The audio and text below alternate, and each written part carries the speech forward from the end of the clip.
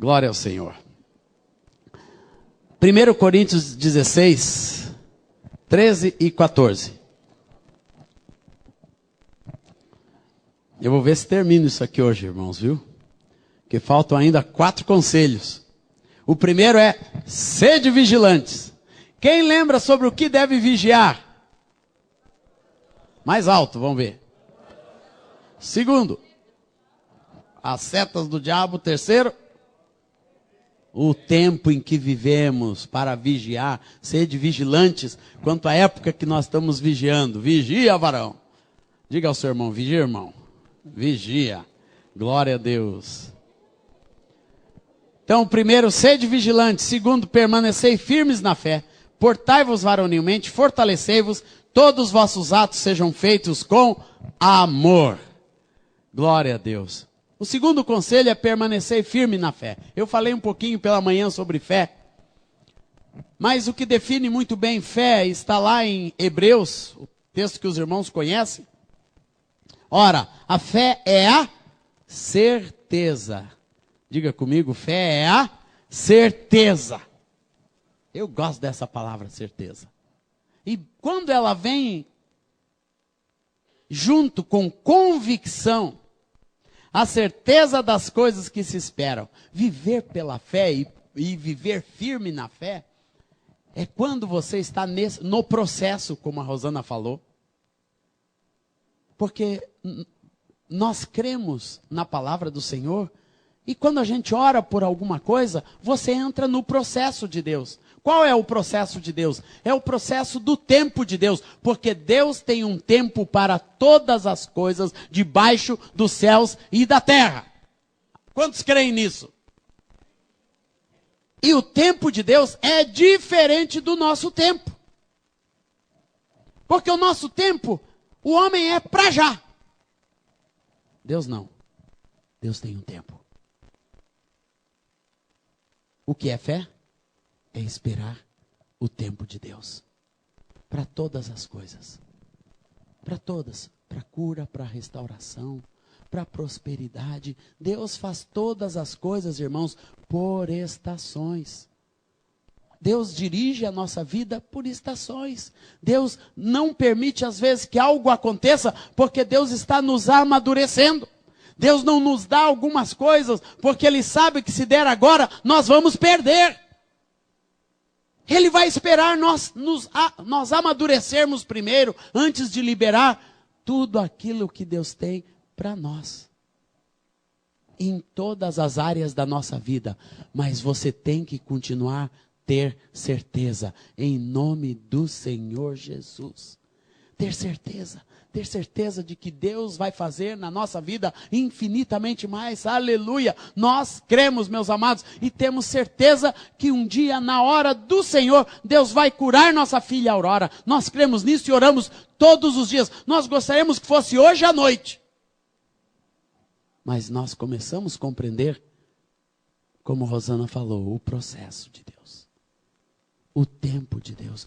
O quanto a Aurora gera na nossa vida do caráter de Jesus, de esperança, de expectativa e de amor, do jeitinho que ela é, que nós começamos até a entender e ter certeza de que o Senhor a quer desse jeitinho hoje no nosso meio, por aquilo que ela tem gerado. Isso nos leva às convicções dos fatos que não se veem. 2 Coríntios 4,18 diz que nós devemos atentar às coisas que não se veem. Porque as coisas que se veem são temporais. Porém, as coisas que não se veem são eternas. Meus amados, a igreja crê em coisas eternas. A perspectiva maior da nossa vida são as coisas eternas. Quando este mundo nos leva sempre a querer viver pelo passageiro. E tem gente que dá a vida por coisas perecíveis, que entrega a família para enriquecer, por coisas que vão passar, por coisas que você não vai levar para a eternidade. E Deus quer nos colocar em um outro patamar, com convicções de fatos que não se veem, fatos espirituais de vida. E isso é o que nos mantém firmes na fé. Isso é o que nos mantém firmados na fé verdadeira. que nós devemos ter como igreja.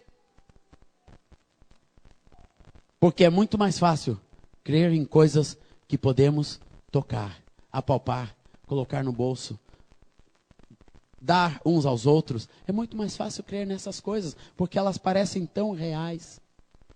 Mas, meus amados, as coisas espirituais, quando existe fé, elas se tornam também reais. Você vai começar a ver com outros olhos a sua própria vida, vai começar a ver a graça, a bênção, a vida de Deus, vai começar a acreditar, ter convicção daquelas coisas que temos proclamado. Falamos do tempo de Deus, falamos de vida eterna, falamos da vinda de Jesus, coisas que são estabelecimentos de fé da igreja, e que parece que tem se diluído na pregação materialista no qual o evangelho tem entrado. E por aí afora vão as famílias, vão as vidas, porque a fé tem se retirado do coração das pessoas. Não deixe a fé se retirar da sua vida, da sua casa. Traga a fé verdadeira, as convicções, as certezas. Sejamos homens e mulheres de fé, que cremos no Senhor Jesus, que começamos a dar passos. Quem permanece firme na fé, aprende a dar passos de fé. Amém? São certezas e convicções que nos levam, primeiro, a dar passos de fé. A andar pela fé. A palavra nos ensina a andar pela fé. E andar pela fé é passo a passo. É passo a passo de entrega, de você tomar decisões firmado na sua fé, naquilo que você crê, nos princípios de Deus. Aleluia! No propósito de Deus da sua vida. É você direcionar a sua casa na direção de Deus em todas as coisas. De acordo com o propósito de Deus. Lá em casa tudo é de acordo com o propósito de Deus. Todos os nossos problemas a gente resolve de uma maneira só. Você está ou não está sendo semelhante a Jesus. E pronto, daí a gente analisa isso na vida uns dos outros. Porque nós cremos que o padrão de Cristo é um padrão eterno que todos nós devemos viver. E devemos guiar a nossa vida, dar passos de fé. É você aprender a andar na direção de Deus. Aprender a andar na direção do invisível. É aprender a receber as coisas espiritualmente de Deus com convicção e certeza. É você ir na direção de alguém e orar pela cura. E começar a crer na cura. Aleluia! E trazer à existência a cura, a restauração de vida de pessoas. Nós temos que ter mais, amados. A gente critica às vezes quando outros grupos têm reunião de cura, onde as pessoas vão para ser curadas. Nós devemos ter reuniões de cura divina. Não que a gente busque só isso, mas a igreja tem que ser um lugar que crê na cura divina. E as pessoas têm que entrar nas portas da igreja. E quando eu digo isso, é no mundo espiritual da igreja, acreditando que ali tem um povo que crê nos milagres de Deus. Nós temos que ser assim, amados. Crer, orarmos constantemente, não entregar uma vida enferma de qualquer modo, não, é nós lutarmos tudo que pedirmos em nome do Senhor Jesus. O Senhor Jesus nos ensinou, nós cantamos isso, e tudo que pedirdes em meu nome, eu farei. Vamos crer, meus irmãos, aleluia, é hora de crer em nome de Jesus, se apropriar, dar passos de fé, se apropriando daquilo que Deus tem para nós. Viver firme na fé. É uma vida também, como no primeiro ponto, em total acordo com a palavra de Deus. Uma vida de fé é quando você elege a palavra de Deus como padrão da sua vida. Porque aqui a palavra de Deus sempre vai nos levar para a vida eterna. Amém, igreja? Essa ainda é uma igreja pentecostal, irmãos? Seu, glória a Deus, aleluia! Glória ao Senhor! Pensou? Permanece firme na fé. Firme. É buscar as coisas que nos dão firmeza. Uma casa firmada em Deus é uma casa firme. Uma casa que vive na fé verdadeira do Senhor, baseada na palavra de Deus, é uma casa que não balança. Quando Jesus fala dos 2 fundamentos, que o homem que constrói a sua casa sobre a rocha, ele está falando de um fundamento. De um fundamento, a maneira, a firmeza. A rocha ali, todo mundo diz que é Jesus, não. A rocha ali está falando da prática da palavra que vem pela fé. Pela fé. Então a rocha, a maneira de nós construirmos a nossa casa é nesta firmeza de fé. Firmeza de fé. Uma coisa que eu tenho da minha mãe, mesmo com alguns tropeços no caminho, minha mãe sempre foi uma mulher de fé. Eu vejo minha mãe orando desde que eu sou pequeno, desde que eu me conheço por gente, eu vejo minha mãe de joelho, se ajoelhando no chão para orar diante do Senhor. Eu lembro quando eu era drogado, eu tinha 13 anos, e a mãe fechava a porta do quarto e ficava chorando com a biblinha na mão, porque eu espiava de vez em quando, e ela chorando diante do Senhor, orando e clamando a Deus pelos seus filhos. E ela dizia, incessantemente, o nome de cada um de nós. Nenhum de nós estávamos mais na igreja. Era eu e a minha irmã nas drogas, meu irmão longe do Senhor, minha outra irmã em depressão, meu irmão Abner indo para o mundo já, e a mãe ali, diante do Senhor, orando pelos seus filhos, constantemente.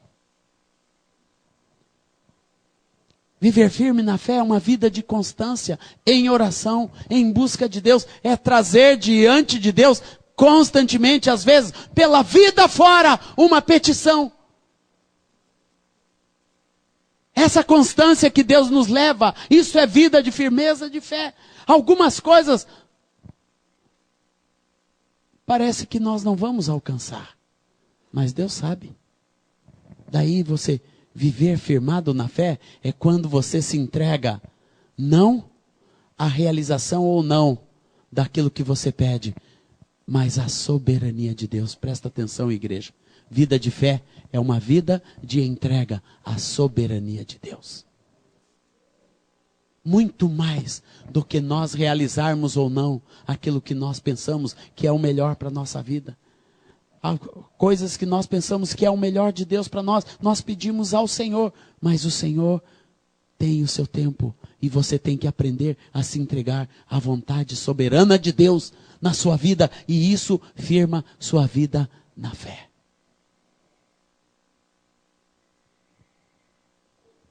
Viver firme na fé é também uma vida no Espírito.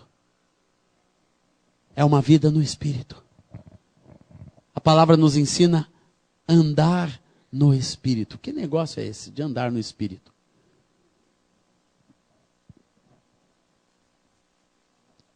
Você sabe o que é andar no Espírito? O Espírito Santo quer guiar os teus passos. É quando você se coloca à disposição de Deus e diz: Deus, guie os meus passos através do Espírito Santo. O Espírito Santo tem um ministério. A palavra nos fala, meu querido Rogério, o que os irmãos conhecem, ele fala muito sobre o ministério do Espírito Santo no meio da igreja. E um dos serviços que o Espírito Santo presta no meio da igreja é nos ensinar a andar. Ensinar o homem, o discípulo de Jesus, a caminhar debaixo do que falamos ontem, da vontade do Senhor, da maneira que Deus quer, do jeito que Deus quer. O Espírito Santo nos ajuda a andar, meus amados. Só é você firmar a sua vida na fé verdadeira que o Espírito Santo vai te ensinar a andar. Ele vai te ensinar tanto o querer quanto o realizar. O Espírito Santo vai te livrar da tua própria carne, dos desejos da carne que querem nos levar para um outro lado. A nossa carne quer nos levar para um lugar que é longe de Deus, porque para perto de Deus existem demandas, para perto de Deus existe um caminho, para perto de Deus existem regras de vida, de santidade, de integridade, dentro dos padrões, dos patamares de Deus. E o Espírito Santo vai guardar isso. O homem que quer andar no Espírito, o Espírito Santo o dirige para viver nesse trilho precioso de bênção e vida. Quando a carne quer nos levar para longe, viver firmado na fé, é você entrar no trilho de Deus e não abrir mão de caminhar com Deus. Ser guiado pelo Espírito, o Espírito Santo toma cada um de nós pela mão e nos leva pelo caminho de Deus, que é perfeito, como diz a palavra. Eu quero andar no caminho de Deus, irmãos. Eu quero andar. Tenha este propósito, viver firmado na fé, é optar por este caminho maravilhoso da graça, da vida de Deus. Em todas as áreas da tua vida, meu amado, Deus tem uma direção para você hoje. Deus tem o passo certo para você dar hoje. Só basta você pedir, escolher em acordo total com os princípios de Deus. Você vai aprender a ser firmado na fé. Ser um homem e uma mulher de fé. Traz a fé de volta para a tua casa, meu irmão. Traz de volta. Não estou falando de vida religiosa. Estou falando de caminho. Falando de um andar. Andar no Espírito. Buscar as coisas diante do Senhor. Buscar em oração. Buscar. O Senhor vai te dar. Em nome de Jesus. Aleluia. Permaneça firme na fé. E para isso, terceiro conselho. Você tem que aprender a andar varonilmente. Varonil quer dizer corajosamente. Interessante esse conselho, né? Porque Paulo sabia que para viver naquela época tinha que ter muita coragem. E a vida cristã demanda coragem. Coragem de viver. Coragem para pregar, para proclamar. Coragem para a gente andar e se posicionar diante de Deus. Eu fico vendo a vida do André. Né, André? Ele vai para a escola, uma escola de classe média, com uma pulseirinha escrito: eu escolhi esperar. Ele é um adolescente de 15 anos que diz para todas as meninas: eu não fico. Não, 16, acabou de fazer 16 anos, desculpa. Faz 2 dias que ele fez 16 anos. Ele diz para todo mundo: eu não fico. E por que não fico? Por que ele não bebe? Por que ele não faz algumas coisas? Né? Os colegas, né, falam de maconha, falam disso, de droga, não sei do que já rola no meio dos adolescentes. E ele diz: porque eu fico orando por ele, Senhor, tem que ter coragem. Para nós nos posicionarmos diante de Deus, nos princípios de Deus, em prol da vida, em prol da família. Você anda num mundo que ridiculariza o casamento, ridiculariza a vida de Deus. Esses dias eu estava lá na Jardine, onde a gente troca o nosso carro, e a moça fazendo preenchendo a ficha, ela disse: qual é a tua condição? Casado ou divorciado? Eu disse: casado.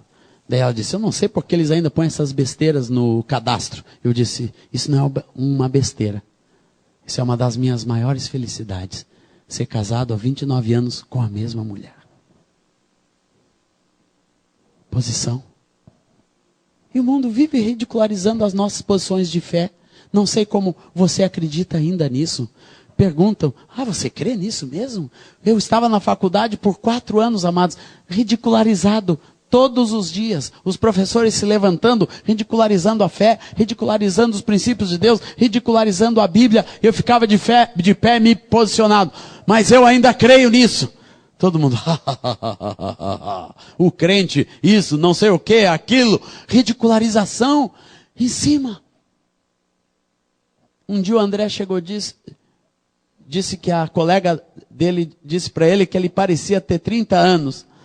Daí eu disse para ele: não te preocupa, filho. Uma colega me chamou de medieval.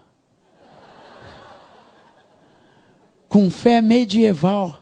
A gente tem que ter coragem para viver nesse mundo, para crer no que nós estamos pregando aqui à noite, viver firmado na fé, viver nas coisas invisíveis, nas coisas impossíveis, seguir o trilho de Deus, continuar crendo, continuar tendo esperança. Tem que ter coragem. Coragem do Senhor para ensinarmos nossos filhos também serem corajosos, ensinar a próxima geração de gente que vive nesse mundo uma fé verdadeira, uma fé corajosa, proclamando o reino de Deus. Eu aprendo muito com a igreja árabe, irmãos. Eu gosto de ir lá. Eu penso que eu abençoo eles. Fico me iludindo ainda com isso. É eles que me abençoam. Eles que ministram a graça, o amor de Deus para a minha vida. Me enchem de alegria, de esperança. E eu vejo a coragem daqueles irmãos. Estava na Turquia o ano passado. Fizemos um encontro de adoração com os irmãos turcos. Eles nos contaram algumas das histórias turcas. Milhares de cristãos dizimados no início do século passado por amor ao Senhor Jesus, e não tinha escapatória. Não tinha. Vocês conhecem uma família, pelo menos, do nosso irmão Jorge Mitian, que escapou daquele massacre. O seu bisavô escapou do massacre. No meio de uma cerca de arame farpado ele fugiu, andou por toda a Turquia, toda a Síria, até chegar em Haifa, o bisavô do Jorge Mitian, e escapou do massacre dos armênios na Turquia. Quem eram os armênios? Eram os cristãos. Ninguém negava a sua fé. Se um armênio chegasse para a autoridade e dissesse, eu não sou mais cristão, ele seria salvo. Eram queimados vivos, né, Rosana? E os irmãos contaram algumas dessas histórias. Hoje, na Turquia, existem 4.000 evangélicos numa população de 77 milhões de pessoas. 4.000 evangélicos. Esse número me foi dito pelo presidente da Associação de Pastores Turcos, no Congresso de Adoração da Turquia. Em Blumenau, tem mais evangélicos do que em todo o país da Turquia. Nós reunimos a liderança, eram 150, 160 pastores, num hotel na cidade de Antalya, orando e profetizando pela Turquia, pelo crescimento da graça e do amor de Deus. Mas uma coisa é inegável naqueles irmãos: a coragem. A coragem. Vivem aquele pequenino rebanho, em pequenos grupos de 100, 120 pessoas, por todo o país, deixando a chama acesa da fé evangélica, como diz a palavra de Deus, da fé no Senhor Jesus, das igrejas, aleluia, do reino de Deus, glória ao nome do Senhor Jesus, mantendo a chama e tendo a esperança de que Deus vai trazer ajudadores, e nós temos nos colocado como ajudadores daqueles irmãos. Este próximo ano, 2013, vamos voltar para a Turquia e vamos de cidade em cidade, visitando as igrejas, fortalecendo, aleluia, vendo as portas que Deus vai abrir para a proclamação do evangelho do reino naquele país. Tem que ter coragem. Fazer a obra de Deus, irmãos, tem que ter coragem. Porque nós vamos nos aproximar das portas do inferno. E tem gente que tem medo do calor. Porque perto da porta do inferno é quente, viu? É perigoso. Mas a palavra diz que as portas do inferno não prevalecerão contra a igreja. Você tem a certeza da vitória. A irmã com quem nós estamos orando hoje está lá perto, mas nós temos a certeza de que ela vai ter a vitória em nome do Senhor Jesus. Quando você chega perto de uma pessoa que está em trevas, que está lá dentro do inferno, e a pessoa está com a mão para fora, você pode chegar lá, você tem a coragem para retirar a vida em nome do Senhor Jesus. Retira aquela vida do inferno. Isso requer coragem de Deus, constante da igreja. Parece que quando está muito perto do inferno, a gente não quer chegar muito. Não, meu irmão. Nós estávamos há poucos dias atrás com o Pedro do Borel, um amigo muito querido, nosso que estava há 2 anos no nosso encontro no Egito. Ele trabalha na favela do Borel, lá no Rio de Janeiro. E ele diz, né, que ele criou os filhos.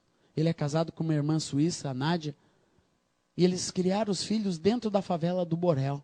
Agora está pacificado, mas por anos, por 15 anos, o ministério desse irmão foi com um tiro passando pela cabeça. Ele enfiava a família inteira debaixo da cama de casal e ficava ali até acabar o tiroteio. Teve a família ameaçada por tiro, por assaltante, por traficante, a vida inteira, e não saiu dali, porque Deus disse: é aqui que você vai fazer a minha obra. E esse irmão ganha vidas e vidas e vidas, toda uma geração ele conseguiu retirar. Hoje Borel está pacificado como fruto da graça, do amor de Deus, da perseverança e principalmente da coragem daquela família. A irmã Edmeia Williams, que talvez os irmãos conheçam aqui, conhecem, está lá no Morro Dona Laura, está lá ela com aquela obra de misericórdia, também enfrentando o traficante, uma mulher sozinha. Ah, Dona Marta, isso mesmo, eu sempre confundo. Todo mundo compreendeu, né? É Dona Marta o Morro. Está lá, meus irmãos, enfrentando tudo que ela conta e que ela testemunha, as ameaças que ela já passou na vida. Mas aquela mulher de Deus, coragem. A obra de Deus, cada vez mais, irmãos, vai ser menos conforto e mais coragem. E mais coragem. Enfrentar este mundo. Não deixe o mundo te limitar. A igreja não pode aceitar os limites desse mundo. A igreja é um lugar de coragem, em nome do Senhor Jesus. Uma igreja que vai além. Quando o caminho se fecha, encontra outro. Mesmo que seja na RJ 143 ou RJ 141. Se a estrada principal fecha, Deus vai te dar coragem para ir por outro caminho. Em nome de Jesus.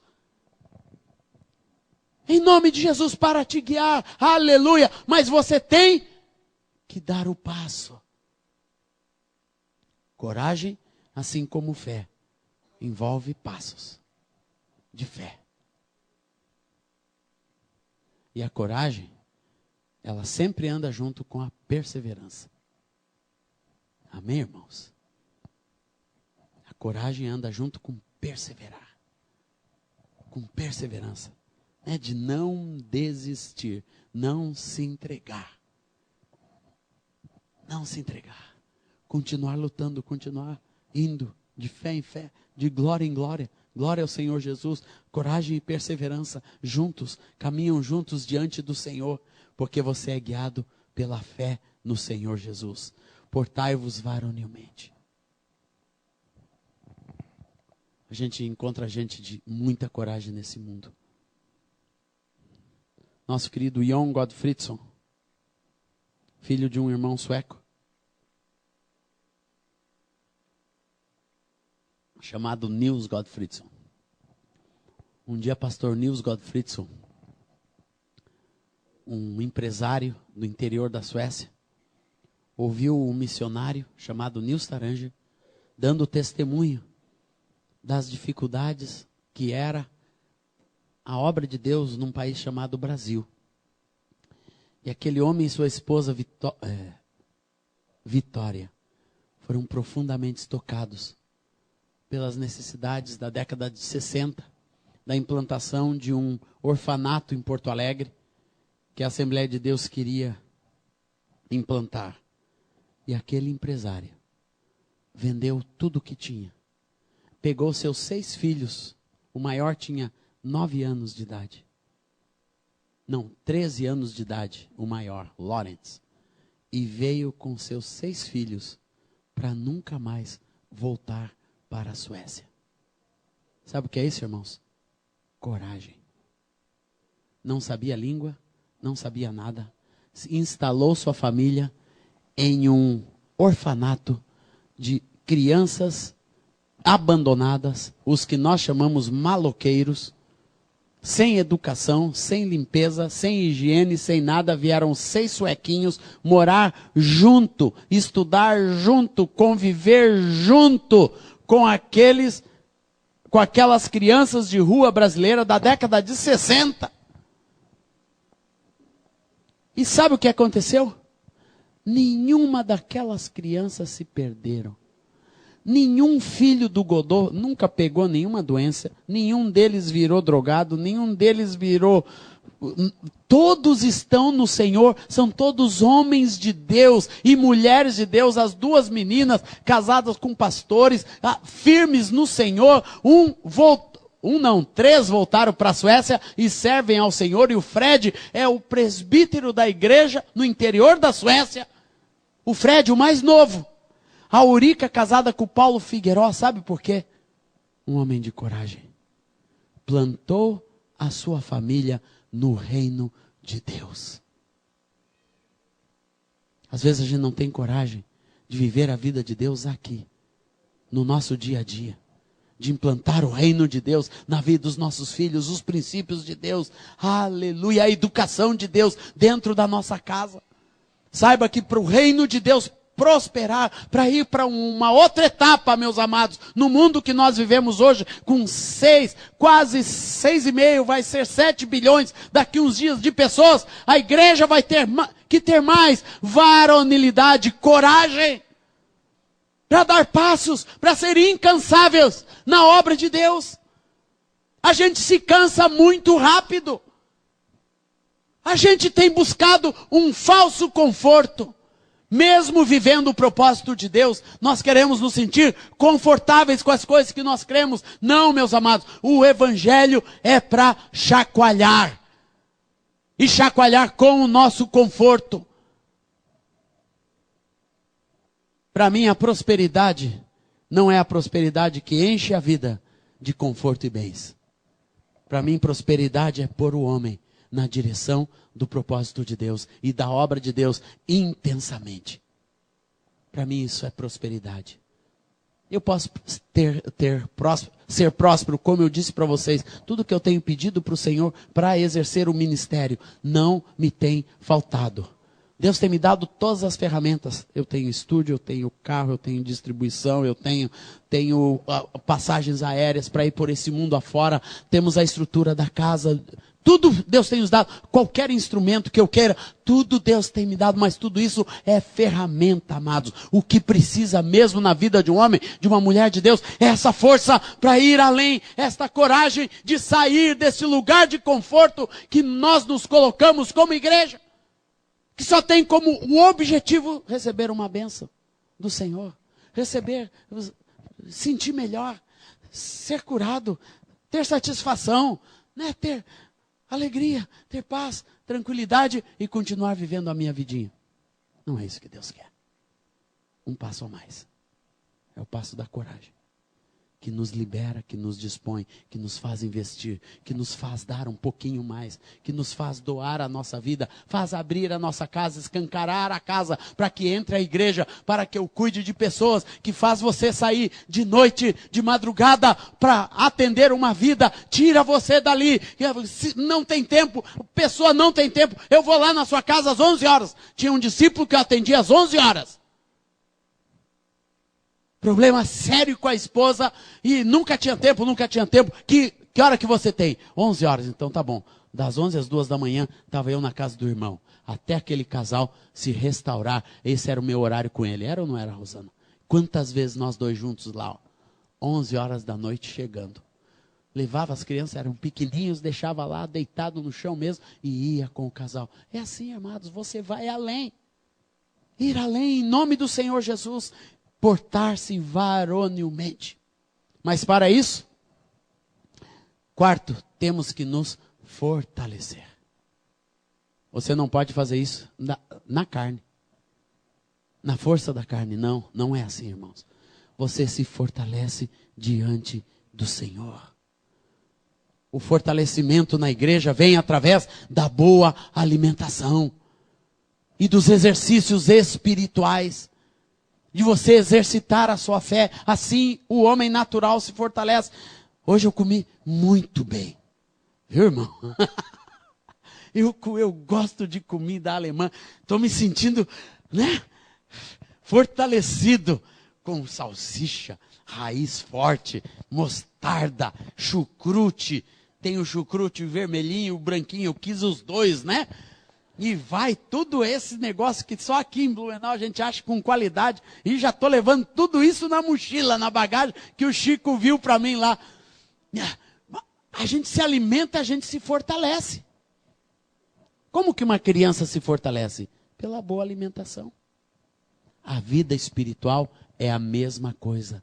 Você se fortalece no início da vida pela boa alimentação. Depois você passa também a se exercitar. As duas coisas caminham juntos. Não adianta comer, que chega uma certa época que a força se torna graxa. Se você só engorda a criancinha dentro de um berço, ela vai ficando gordinha, gordinha. Chega uma hora que o médico diz, não, essa criança vai ficar doente, está muito gordinha. Põe ela para engatinhar, põe ela para correr, leva ela para se exercitar. A vida espiritual é a mesma coisa, é a alimentação boa e exercício. E não adianta querer comer só McDonald's, viu, André? E tomar Coca-Cola. É só o André que gosta disso, né? Entre mil adolescentes gostam de McDonald's e Coca-Cola. Mas amanhã tudo muda, tua vida muda amanhã. Viu, filho?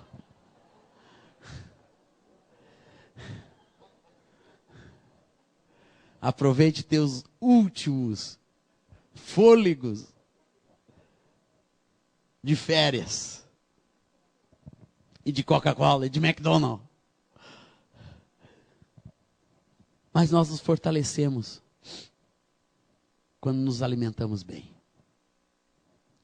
Primeiramente, a palavra é pão. Pão vivo de Deus.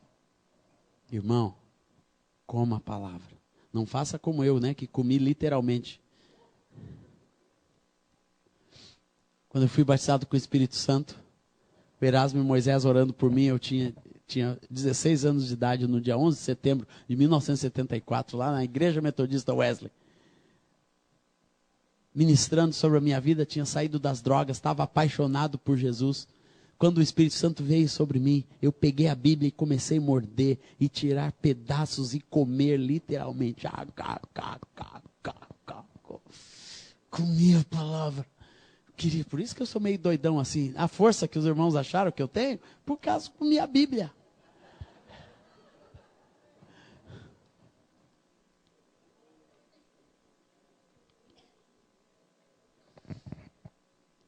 Mas é o coração que tem que comer. Comer a palavra de Deus. Você encher sua vida da palavra de Deus. Para que ela se internalize dentro de você. E direcione as suas ações e reações. E se torne o alimento verdadeiro. Daquilo que você pensa, daquilo que você crê e daquilo que você faz. Boa alimentação. Nós nos alimentamos também na comunhão com os irmãos. Esse alimento a gente gosta, né? Ter comunhão. Eu gosto demais de comunhão, irmãos. Eu como, eu me fortaleço. Eu posso estar no cansaço que for. Eu pego um violãozinho para tocar, eu me renovo todo. Eu já fico animado. Claro, porque isso é alimento. Eu entro num lugar onde tem louvor, onde tem adoração, onde está a igreja. Por este mundo afora, aquilo me renova, me anima, me fortalece. Por isso que o diabo milita tanto para a gente congregar. Às vezes é tão difícil. Às vezes acontece tanta coisa, querem impedir que a gente tenha prazer em se congregar com os irmãos, em estar com os irmãos, em ter a alegria, este alimento espiritual que vem, que nos fortalece. A comunhão, irmãos, fortalece a igreja. Por isso a palavra nos ensina, não deixem de congregar, como alguns fazem. Porque quando você deixa de congregar, você fica uma presa fácil para o diabo. Você fica à mercê do seu próprio entendimento, das suas críticas, da sua análise, da incredulidade e de outras vozes. Quando a gente está junto com os irmãos, em comunhão com os irmãos, estando ali na célula, junto com os irmãos, participando da vida da igreja, nas juntas, nos ligamentos, no discipulado, nós nos fortalecemos com outras vozes. Se a gente para e cessa isso, a gente fica à mercê de poucas vozes, de nós estarmos ouvindo a nós mesmos e começamos a ouvir a voz do mundo e a voz do diabo. Eu vou dizer para os irmãos, a voz do mundo e do diabo nunca cessa.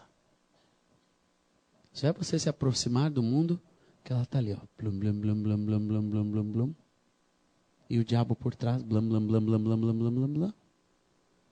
E sabe o que isso faz? Como falei de manhã, enfraquece a nossa fé. Gente longe da congregação, da comunhão com os irmãos, sempre se torna uma pessoa enfraquecida. Cuidado.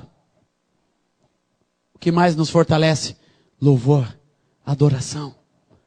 Louvar ao Senhor fortalece seus músculos espirituais. Às vezes, nós não temos vontade de louvar. Mas a palavra nos ensina em tudo dar graças.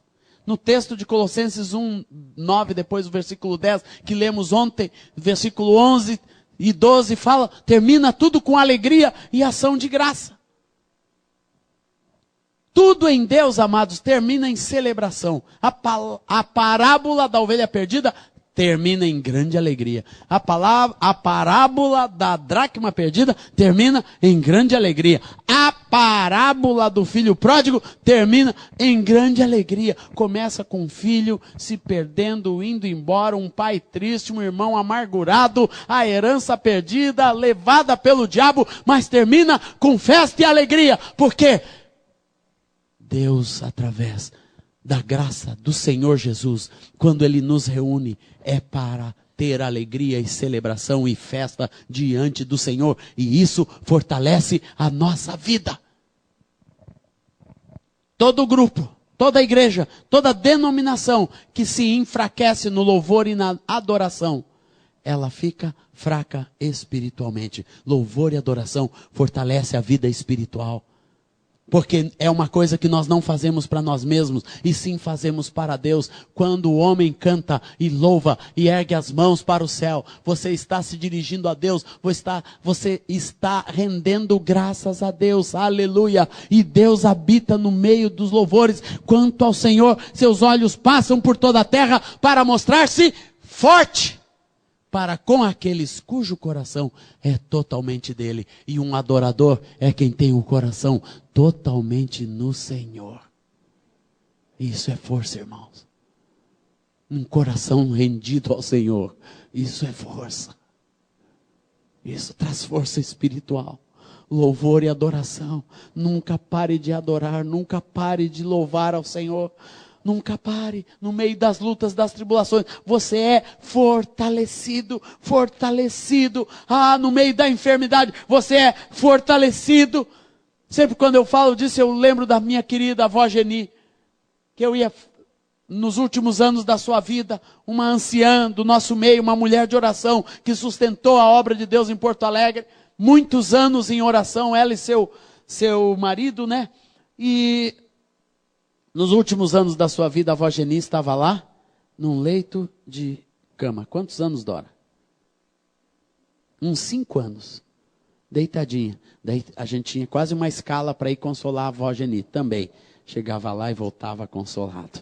Porque aquela veinha estava forte no Senhor, irmãos. A gente chegava lá, estava ela de bracinho erguido, com o fígado desse tamanho, né? E ali, glorificando o Senhor. Aquele gravadorzinho pretinho, eu sempre levava uma fita nova para ela ficar louvando, e ela ficava com aquilo louvando, louvando, louvando, de mãos erguidas ao Senhor, fortalecida. Fortalecida. Nós somos fortalecidos quando aprendemos a louvar e adorar a Deus. Aleluia. Glória ao Senhor Jesus. Mesmo passando por tribulações, 2 Coríntios 4,17, esta leve e momentânea tribulação trará para nós eterno peso de glória. Peso de glória também pode ser traduzido como força da glória de Deus. Força da glória de Deus sobre a nossa vida, através das lutas e tribulações, nós também somos fortalecidos. A maneira pela qual, como você passa as tribulações, a maneira como nós passamos pelas lutas. Se você passa com murmuração, com resmungo, coitadinho de mim, com desânimo, você se enfraquece. Mas se você passa louvando e adorando a Deus, você começa a receber a força da glória de Deus.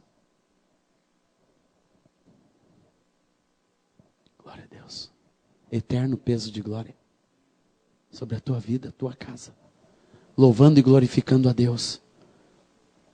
E tem uma força, irmãos, que nenhum dos outros aspectos traz, nem a palavra, nem o louvor, nem a prática das coisas espirituais, que só vem através de luta e tribulação.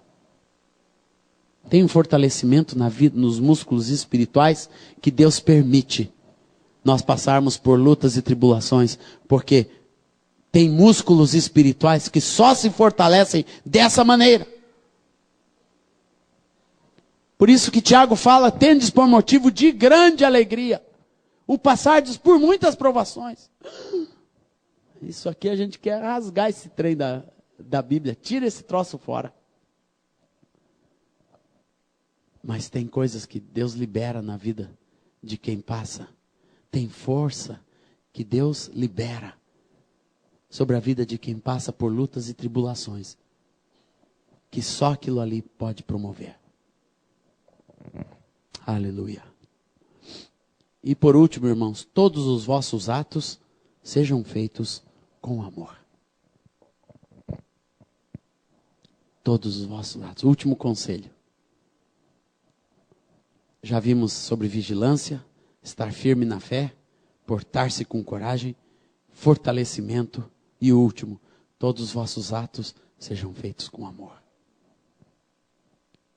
Colossenses 3:14 diz que acima de tudo esteja o amor, que é o vínculo da perfeição. Acima de tudo isto, esteja o amor, que é o vínculo da perfeição. A perfeição aparece poucas vezes na Bíblia, e esta é uma delas, onde fala que o amor deve estar entre todas as coisas, como um elo perfeito. Porque em todos os lados que nós buscarmos, no meu e no seu, vai haver imperfeição. Deus quer que o amor esteja no meio dos relacionamentos, principalmente dos relacionamentos. No meio da igreja e também no mundo. Sempre que você coloca o amor de Deus e uma atitude de amor no meio, você traz a perfeição de Deus. E você impede a obra do diabo nas imperfeições humanas.